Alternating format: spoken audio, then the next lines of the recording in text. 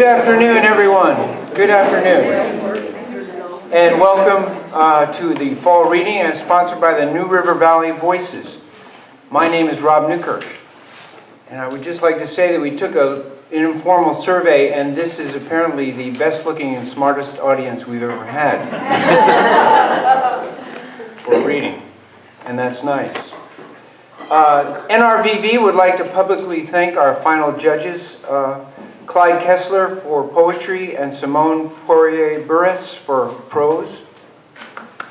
Why not? The NRVV would also like to thank all of its volunteers and board members, and especially Virginia Tech's Creative Writing Department and its help in the judging of submissions. Also, the Virginia Tech Theater Department for its help, past help with coaching our readers. Though this is in the program, I would like to reiterate that putting on these readings takes a good bit of work from many people. And there are something like 40 tasks, from notifications to our writers, to advertising, social media posts, among other things, to be done over 4 months or so. If you are interested, we are interested in you. And we would love some fresh volunteers, some new leadership in any way, shape, or form. The contact information is all on your program, a way to contact, or you can speak to any of the members that you'll notice will be wearing name tags today. See them after the reading, and we'd love to have your help. The readings are twice a year, in the fall and the spring. We have 9 wonderful selections for you today, including 3 prose pieces and 6 poetry selections. It has been my very great pleasure to step into the shoes of past MCs, especially Tony Disler, to help create this afternoon's program. It is an added joy for me to now say, please take a moment and silence all of your electronic devices. That would be wonderful. Please no taking of flash photography during the reading. Our reading today is being recorded, and it will be available at a future viewing date on a local public access channel. After the reading, there will be a reception. In the back of the room, we're going to have coffee and snacks, things like that. Please feel free to meet the writers, to meet people on the NRVV board, and talk after the reading. I have 2 quick announcements of upcoming readings. This coming Wednesday, December 6th, starting at 3 p.m., Kevin McDaniel will be hosting a reading and open mic session with Chelsea Adams and Parks Lanier Jr. at the Coffee Grinder in Pulaski. More than half the proceeds from Kevin's book sales will be donated to the Pulaski Humane Society. And the Human Society, too, why not? and next... At that reading, Mary North is also going to be reading. Okay, Mary North will also be reading at that reading in Pulaski. Also, next Sunday, December 10th, right here at the library, Colleen Redmond will be reading from her newly released Packing a Suitcase for the Afterlife, and she will be joined in the reading by our local poet and retired Radfield professor, Miss Chelsea Adams. And there are flyers for both of those readings over on the table if you care to get one of those after the reading. So, without further ado, I'd like to begin this afternoon's program. Our first reader, Shirley Lenway, resides here in Blacksburg with her husband, Steve. She leads a writer's workshop for the Virginia Tech Women's Club. Her piece this afternoon is entitled Thundercoats. Shirley Lenway.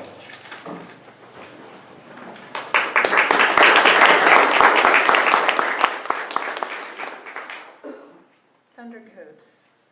Leafing through the catalog, there it was, Thundercoats. Only they weren't Thundercoats. The magazine called them anxiety coats. What are anxiety coats, you may ask, and who uses them? Why, pets, of course, specifically cats and dogs. This catalog specialized in dog anxiety coats. Dogs have anxiety? When? Well, in my son's dog's case, whenever it rained. You know, torrential rains with thunder and lightning. I first noticed this phenomenon with Bonzo when I used to babysit for him and his sister, a cat named Sugar, while his parents, my son and his wife, were at work. Now, in the scheme of things, I call thunder and lightning pretty low-key. Take, for instance, when I used to take the dog for a walk. 8 blocks from home, 90-degree heat, and I'm walking past the entrance of the middle school when an official-looking man popped his head out of the cafeteria door and warned me that there was a pit bull roaming the streets. I said in disbelief, "Where?" And he pointed behind me to the one who was currently sniffing Bonzo. Feigning fright, I asked if we could step inside the cafeteria.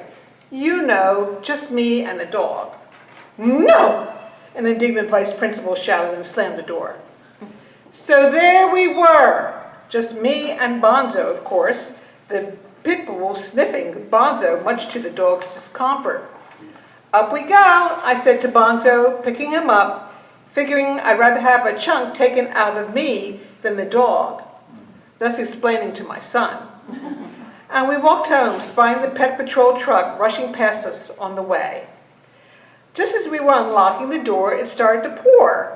I'm talking cats and dogs, figuratively. I mean, since Bonzo and Sugar were already in the house. Sugar ran upstairs to hide under the bed, and Bonzo looked at me piteously. "Do something," the pleading look he gave me seemed to say. What could I do? Except hold him until the rain stopped and he slipped out of my lap. My mother used to explain to us kids that Uncle Louie, who owned a fleet of sanitation trucks, was rolling barrels when we heard thunder. The old-fashioned metal barrels that everyone had behind their homes in the alleys. And we believed her, just like we believed he was really our uncle, not just a friend of the family's, until we got old enough to know better. When he passed away many years later, I would say, "Uncle Louie really is rolling the barrels in the sky now, isn't he?" And Mom would nod her head. But I knew something would have to be done eventually to tamp down Bonzo's fright when it stormed at our house with all its windows and the dog would shake and bark hysterically. So now, whenever it storms ferociously outdoors, my son and his wife suit up Bonzo in his thunder coat. That way the dog practically sleeps through storms, and so do my kids.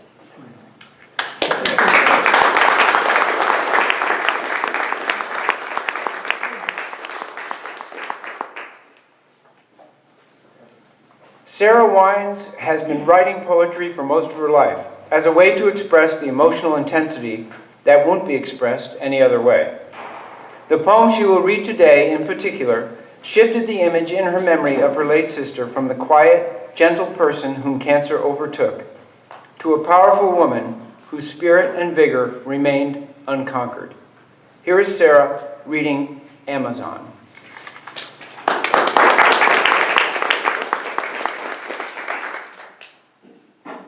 Amazon. They say the Amazon women seared off their right breasts to be better warriors, to pull the arrow back in the bow, to throw the javelin. They say the Amazon women were the mightiest ever, a match in war with any men. When my sister had her breast cut off to stop the cancer spread, I did not need to ask which breast. I knew it was her right breast. I could feel it in my body too. Release the arrow, hurl the javelin against the enemy that's stronger than any man can take the glands and lungs and liver and bones and has no respect for javelins or arrows or axes or spears or swords or immense courage. The enemy that will destroy the warrior because the sacrificed breast is not enough. From her grave, marked generous, gentle, she now rises up, towering, magnificent, muscles as taut and dark as steel, thighs as thick as stone columns, eyes sighting past her left knuckles to the heart of the vicious, withering beast. Her Amazon body, completely whole.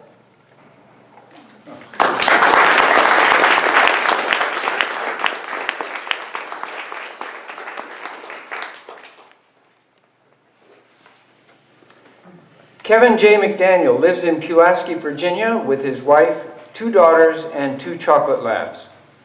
His work has appeared or is forthcoming in Appalachian Heritage Writers Symposium, Artemis Journal, Floyd County Moonshine, the Cape Rock, the Main Street Rag, and many others. His chapbook, Family Talks, was published in 2017 by Finishing Line Press. His poem today is entitled American Bittern in a Hurricane.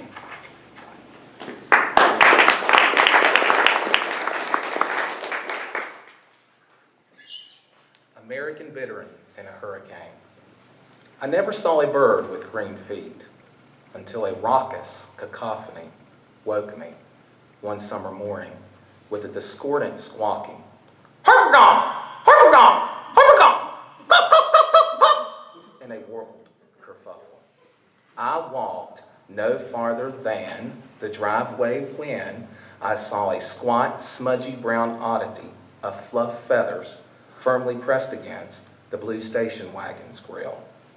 The bird stood steadfast on green-webbed feet.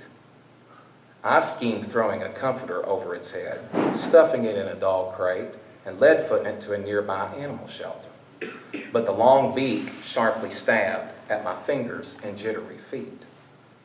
I called animal control. An officer in a tan uniform and glasses on her head studied the scene and said, "This is an American bittern. They hang out among the reeds in brackish marshes. Hurricane Bertha battering the coast probably blew him in. He's in a foreign place. He's scared. Staking out new territory. We'll relocate him to his more natural habitat, many miles from here." I'll always remember the bird with green feet, a feathered mess sucked up in a chaotic vortex with a lesson, our own environmental consciousness. Thank you.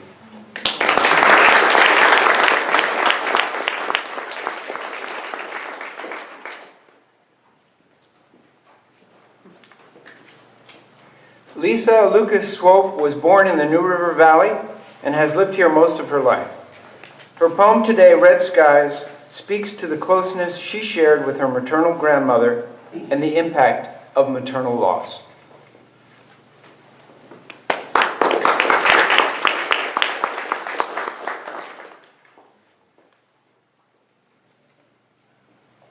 Red skies. Red skies at night, sailor's delight. We sat in your bright yellow metal chairs under a canopy of maple leaves, and your voice painted a picture of the world for me. More mother than grandmother, you smelled like summer nights and sugar cookies. I loved you bigger than my biggest wish and wanted to change my last name to yours, to be your little girl forever. Red skies in the morning, sailors, take warning. You took my hand and we tried to stand still, but the sand crept between our toes anyway, and we could not help but flow with the current until the moment a high wave swelled behind us and death, like a wall, crashed through us. I was lost, so lost without you. But belly up against a blue, blue sky, I could not curse the waves, for we had loved the sea. Losing, losing, lost. I finally claimed an island and rested there until I found the most storm-tossed parts of me. Losing, lost was the price of loving you so. Red skies at night, whatever its cost. Sailor's delight, love is always a bargain. Red skies in the morning, and I felt the coolness of the metal chairs against my skin. Sailors, take warning as your soft, kind voice explained the world to me.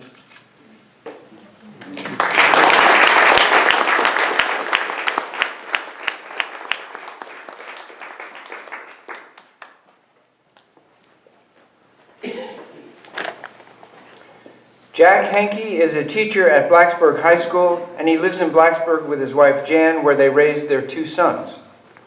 As a camp counselor in 1970, he began telling stories as a way to get his very wide-awake campers to sleep.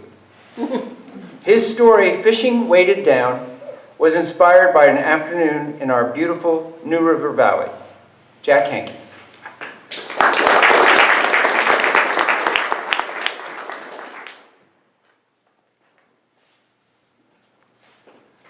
Fishing weighted down. My fishing buddy Kevin had called early in the week. How about Saturday? The weather's looking good, and a little birdie told me that they will be stocking Big Stony Creek on Friday. Yes, I had not used my license in 6 months. I needed to get out on the creek. Things had been tough at school. That one student plan was requiring rewrite after rewrite.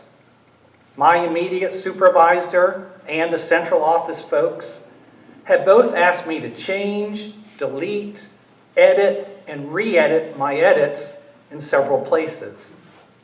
All their suggestions made sense. The parents were asking for particular language. I could just not get it seemed worded to the satisfaction of all involved. I was staying late, coming in early. After 40 years, I felt like a novice teacher. Late Friday afternoon, my phone rang. It was Kevin. Jack, looks like I need to cancel. A sheep beat me up. My friend is a vet professor. He had been holding a sheep while a student practiced drawing blood. The animal had bolted. As it rose up, he found himself astride the beast. He was thrown about the barn. I'm having trouble bending down enough to tie my shoes. I don't think I'll be able to fish tomorrow. I offered to drive him to the doctor's office. I offered to drive over to his house if he needed my help. I decided fishing was out. I'd go for a run in the morning. I needed to do something after my tough week. I spent 70 minutes running up, along, and down Brush Mountain. When I got back to my car, it was about 10:20. There was a message on my phone. Jack, call me. I'll be your guide on the creek. I'll bring my stuff, but probably won't fish. I called Kevin back while I was still in the Pandapis Pond parking lot. Kevin, are you sure? How's your back? I'm sore. You can drive. What time should I come over? We got to the creek about 1 o'clock. My legs were still tired from my run. I'd kind of overdone it due to my frustration at work and thinking that I would not be going fishing. Kevin decided to coach me from the bank. It's important to know our history as fishing buddies. Kevin is a much more accomplished angler. He'll catch 6 trout to my 1. He ties his own artificial flies. It takes me 20 minutes to tie a new fly on my leader when I lose one in a tree, or I break my line when it snags deep in the water. His perception of a strike by a trout is much more developed than mine. I prefer those large, dry flies that float on the surface. There I can see them. I almost never detect a strike when fishing the bottom. The date was mid-March. Flies had not yet hatched out. We would be fishing the bottom. I was pulling on my waders and boots. Kevin was busy assembling my rod and tying on a fly that he had created earlier in the week. He was speeding up the process of getting me into action. There's a fish right there. Kevin spotted a trout right in the pool next to where we had parked. I didn't see anything. Let's remember to have you cast in that spot when we work our way back up here to the car. We walked downstream along the road, watching for places to scramble through the brush to the bank. I was worried about Kevin's sheep injury. Kevin was worried about missing good water. Here, cut through the bushes, here. I bent down, threaded my 8-foot pole through the branches ahead of us. I could hear Kevin behind me moaning in discomfort as he clambered through the brush and over the rocks to the creek. Jack, see that flat rock? I pointed to a rock. No, that darker one. I pointed to another rock. Yeah, that one. Get right up behind it and cast to the far side. I cast just above a ripple that led to a calm spot behind a boulder. I was fishing a nymph tied by Kevin. He had attached a small shot that would cause the nymph to sink to the bottom. He had attached a tiny cheater or bobber that would float at the surface. Nice catch, Jack. Take up the slack, take up the slack. I was retrieving extra line, but a good deal had remained on the water's surface and was moving downstream faster than the nymph was moving along the bottom. This extra floating line would cause the nymph to move unrealistically, and those trout would get spooked. It's as simple as that. Take up the slack, set the hook! Kevin had detected an odd movement of the cheater that indicated a likely strike by a hungry trout. I tried to set the hook. Too much slack line was out.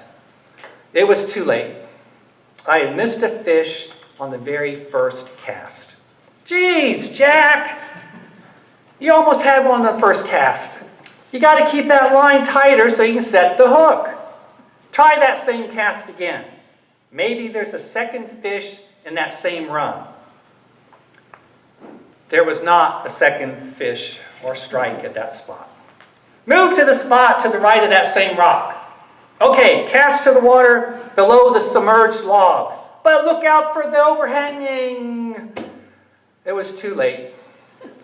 I had hung up my line on a slender branch that I had judged to be about 6 feet removed from where I wanted to float the line. My depth perception has been bad for about 10 years since I had a detached retina. Give it a pull. You might have to wade over there and retrieve it. This was one of Kevin's hand-tied nymphs. I would have to make an effort to get it out of the branch. Oh, geez, Jack, don't walk in the direction of the current. I knew Kevin had fallen in on a trip earlier that spring. He had flooded his waders and had really scared himself. It is risky to walk almost waist deep in fast-moving water. I can't walk forward here, Kevin. The water's too deep. I went against his advice. Each of my steps made him terribly uncomfortable. Kevin, there's a bunch of other lines and flies in this tree. I was snapping twigs from the branch and tossing leaders and flies to the far bank. There were at least 3 other mistakes tangled in the tree as I worked my way towards Kevin's nymph.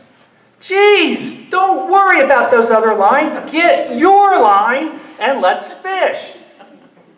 I retrieved my line intact. I had saved Kevin's nymph. All the fish in that area are spooked now. Move up to that next boulder. I pointed to a rock. No! The one near the little island. If you've not fished Big Stony, you may not realize how noisy it can be. There's a constant roar of water.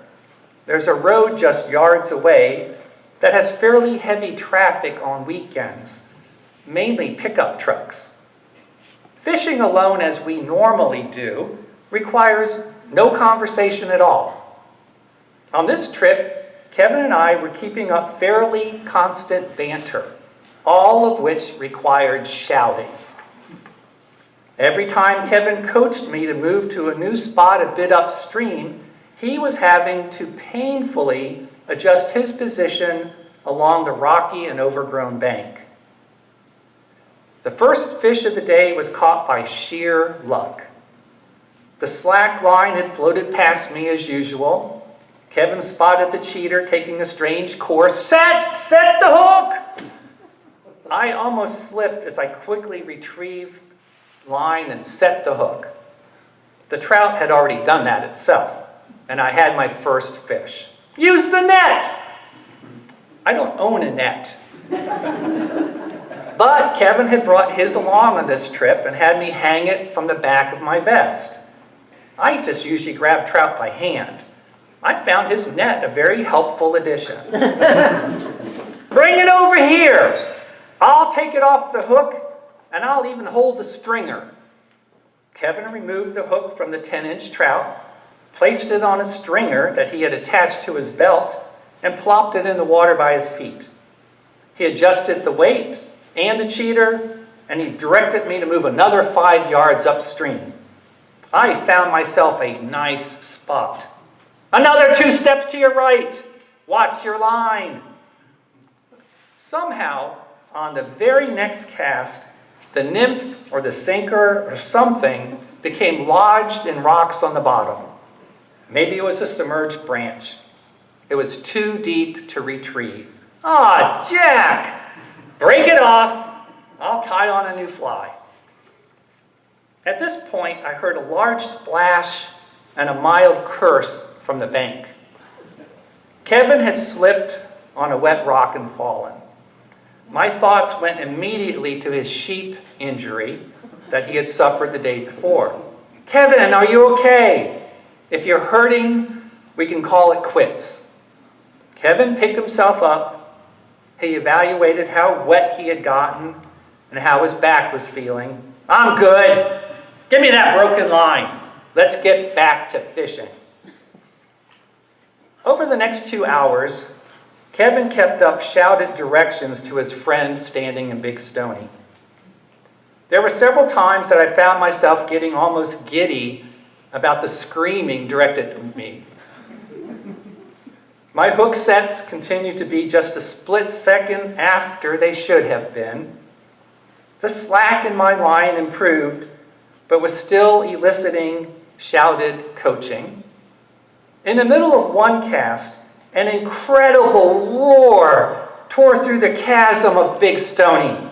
I fell to my knees in the creek. It was an F-15 or something, because I never saw it, making a high-speed turn and returning to the coast. You guys have heard it. We fished for almost 3 hours. I retrieved 2 lines from submerged logs and branches. I lost 3 of Kevin's hand-tied nymphs because of underwater snags or low-hanging trees. I failed to set the hook on at least 50 casts. That was based on Kevin's shouted directions. I had lost 3 briefly hooked fish. I caught 3, released 1 due to the size limitations at Big Stony. Kevin insisted that I keep the 2 fish that he had kept alive from his coaching position along the rocky bank. He had done all the work. I spent a lot of time remembering being a child learning to fish with my dad. My wife and I enjoyed trout for dinner that night. I returned to work Monday and had another 7:15 meeting on that student plan, and the meeting went well. Kevin and I talked about fishing just this morning. Thank you.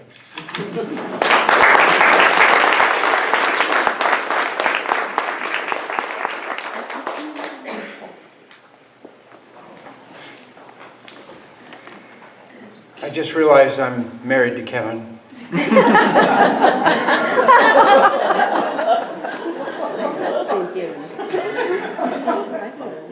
Colleen Redmond is a Floyd County blogger who writes and photographs for the Weekly Floyd Press. Her poetry has most recently been published in Artemis Journal, Floyd County Moonshine, Poets Haven, and the Front Porch Review. She was a featured poet at the 2017 Little River Poetry Festival in Floyd, reading from her collection, Packing a Suitcase for the Afterlife, published by Finishing Line Press. Her poem today is entitled The Storm of 2016. Colleen Redmond.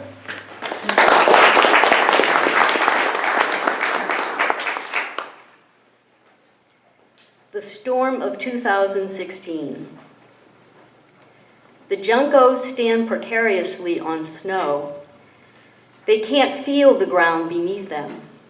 Their black bodies hop like clipped silhouettes, as if they floated to the top from the underworld. How long will I live in a house of rooms, fretting that the power will go out, counting the days between my sister's death and her birthday's fast approach? I imagine that I'll light a candle and study the loom of shadows.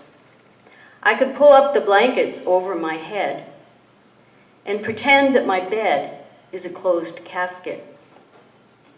In the morning, I'll drop sunflower seeds to mark a trail in the snow for the orphans who didn't fly south and for the ones who want to come home.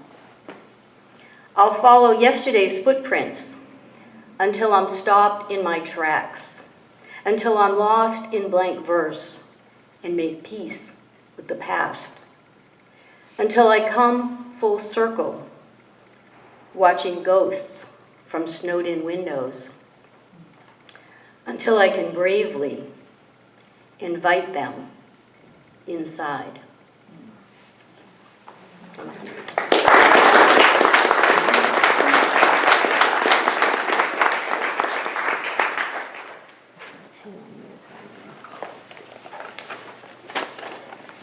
As a pastor, Andrew Taylor Troutman is invited into the deep mysteries of people's lives.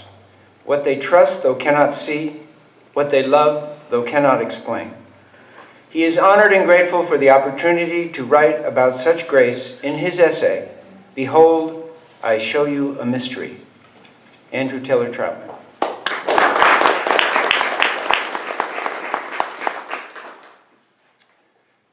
This title is from the letter known as 1 Corinthians, the King James Version. Behold, I show you a mystery. It was our first visit. I sat on the sofa in her living room, surrounded by pictures of their 4 children, 8 grandchildren, and pictures of him. The shades were drawn against the sunlight as we chatted, get to know you preliminaries about where I was from, the obligatory lament concerning the weather. I forget now whether it had rained too much or too little. Her recently deceased husband hovered in the picture frames. In their most recent church directory photo, he smiled above her right shoulder. His mustache trimmed, his tie cleanly knotted. In another, he was somber-faced, in his police uniform, although his eyes betrayed a kindness. There he was at Christmas, kneeling before the artificial tree, his grin genuine. At the Thanksgiving table, carving tools paused above the turkey. The oldest picture was a shot of him standing waist-deep in the pool, bare-chested, sunglassed, a brown-berried daughter giggling in his hairy arms. She watched me, looking. He'd still come to me at night, her blue eyes intent, judging my reaction. I wake every night about 3. There's a small dot of light in the far corner of our bedroom. It's no bigger than a firefly at first. But as soon as I see it, it grows to the size of a flashlight, then goes up the wall, across the ceiling, until coming to a stop right above my head. The light waits there on the ceiling till I close my eyes. When I open them, he's gone. Until the next night, that is. And others have described experiences of a presence that comes into a room like a gust of wind, a sudden vacuum that leaves a hole in the air. And after his father died, he was visited by a large black butterfly, its wings like wet coal, glimmering slick. He works outside on his dad's rental properties, and the black butterfly only arrives when he's working hard at what he's supposed to be doing. And after his wife died, sunshine yellow flowers poked up from the mulch by the mailbox. Like a special delivery, these flowers appeared overnight about a week after she was put in the ground. In the backyard, she'd planted flowers for over 50 years, but he'd never seen anything quite like these. Their petals tended toward a tulip, yet were smaller. A new neighbor told him the name, crocus. I done looked it up on the internet. Discovered this Greek legend about 2 young lovers living forever. There was also a Christian tale about Saint Valentine who'd sent a crocus to a jailer's blind daughter. Gift brought her sight back. But what he really wanted to tell me is that he saw sunshine yellow crocuses around her tombstone the very next week. And experiences like a warmth, like a chill, like a light, like a shadow, like a voice in the head, like a deafening silence. And I'm probably as guilty as any preacher of talking in dualities, light versus dark, life versus afterlife, body versus spirit, just to name a few. It's an old heresy, as ancient as the first church. It seems ever ready to reincarnate into a new generation. What was once called Gnosticism is now known as the prosperity gospel.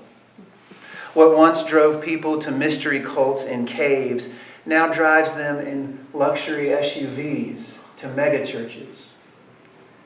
The farmer poet Wendell Berry claims that such stark contrasts keep him from going to church. Instead, the bells in the old steeple call him to the woods, where eventually everything is a part of everything else. A thought which, to another poet, Mary Oliver, makes her feel quite beautiful. And another widow has been trying for years to coax bluebirds into nesting along her fence. She had the birdhouses, of course. She also researched the type of foods that attracted them. She cooked this oatmeal-like substance with mealworms which cost more than their own supper. Nothing worked. That winter, she'd spent so much time beside his hospital bed that she couldn't even keep the feeders full for the usual customers. But you can guess who arrived 2 weeks after he died. How she'd finish the dishes, like always, and then step onto the porch in the deepening chill, and the bluebirds would zip to the tree that he'd named after their youngest daughter. And he comes to his daughter whenever she's under anesthesia. He died of colon cancer, so she is vigilant for her screenings. Every 3 years, he comes to her. This last time, he drove a shiny black Cadillac, so unlike him.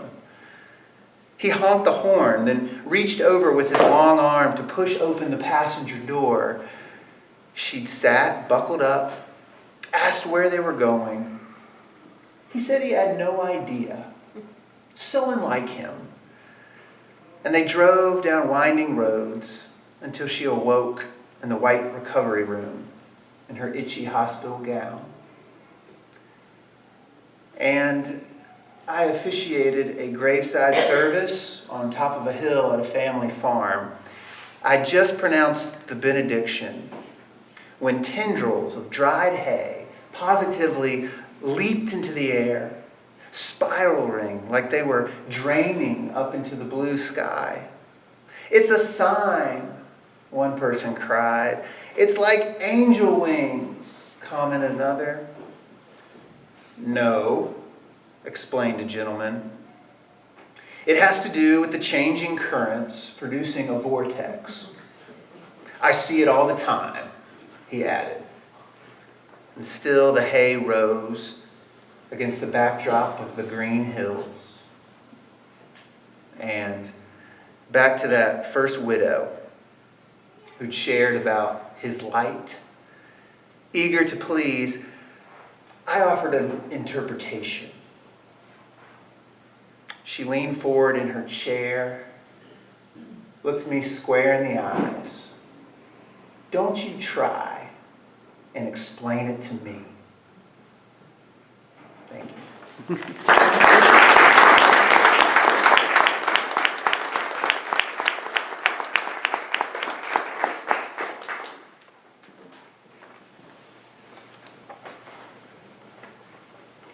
Kalyani Gadgil is a graduate student at Virginia Tech.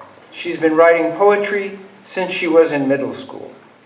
Those poems weren't very good, according to her, but her poem today about middle school and that time might be. Here is Kalyani reading The Daily Crossword.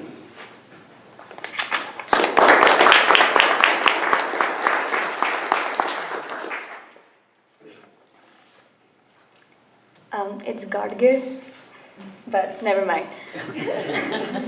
So my name is Kalyani Gadgir. This one's called The Daily Crossword. When I was in 6th standard, I used to love doing the crossword. I didn't know all the words and I didn't understand the clues, but I solved the crossword every single day.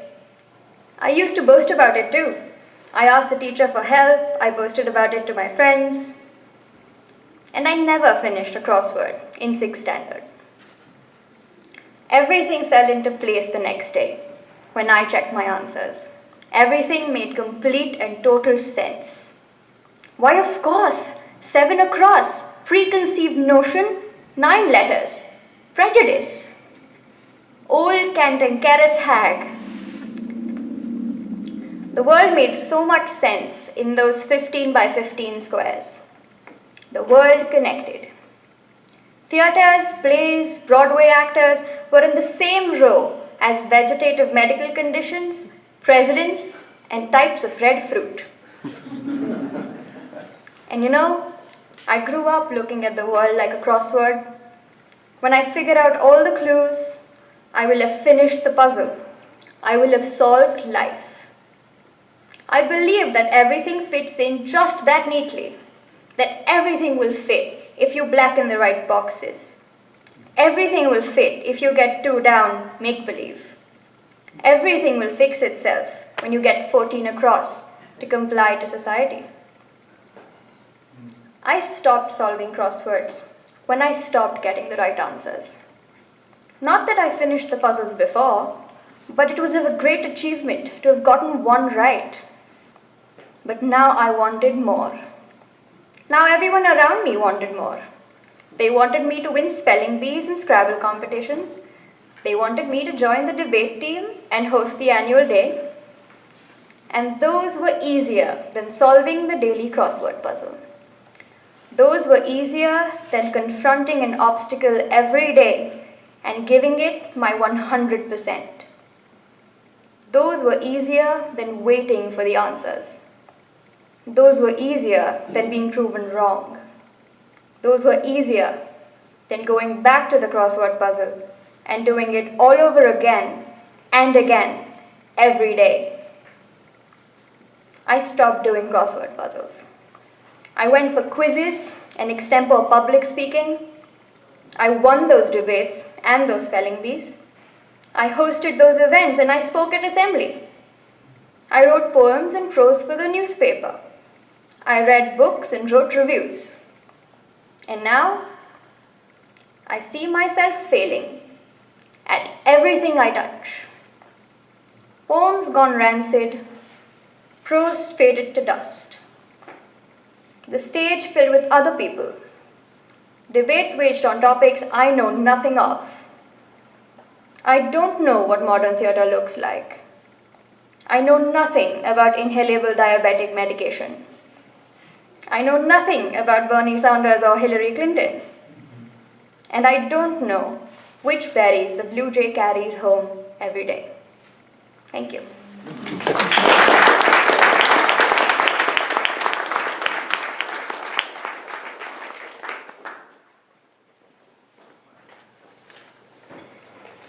In the summer of 2009, Mark Peterson worked in the coal mines of Harlan County, Kentucky. Working alongside the men for whom coal is life helped him develop a unique perspective. He is working on a collection of coal poems, and today will share with us 3 selections. Mark Peterson.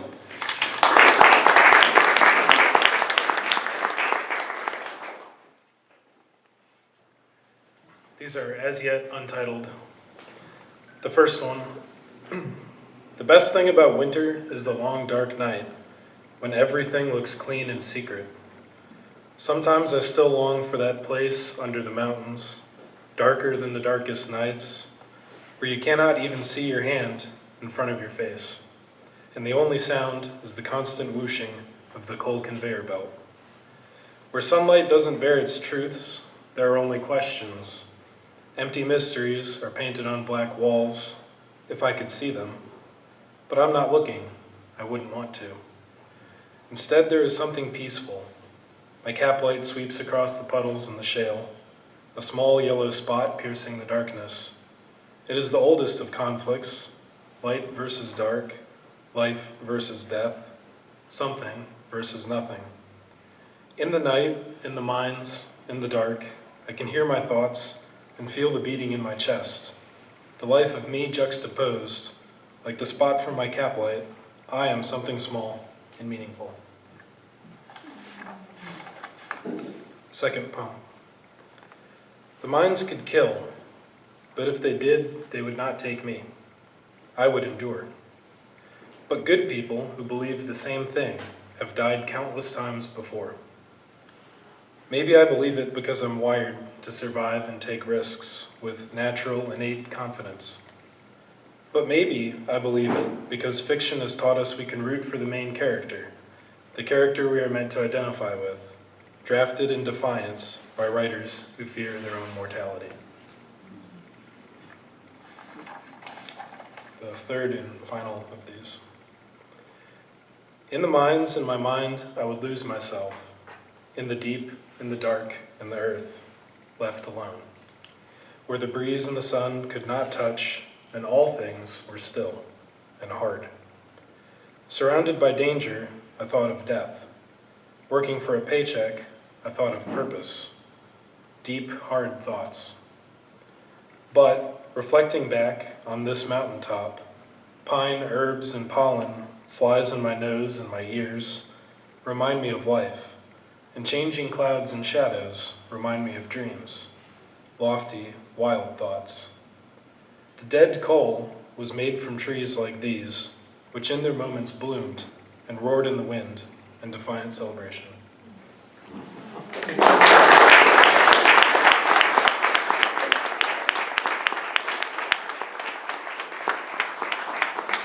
If we could have another round of applause for all our readers. Wonderful.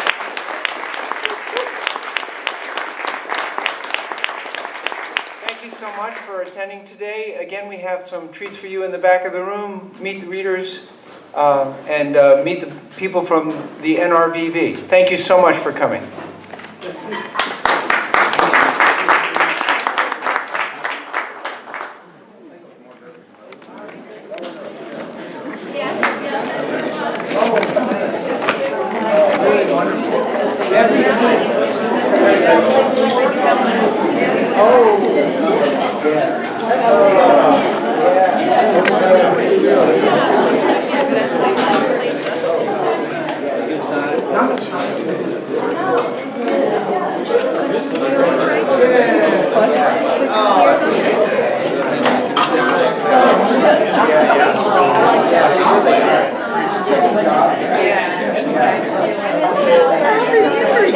Oh, it's just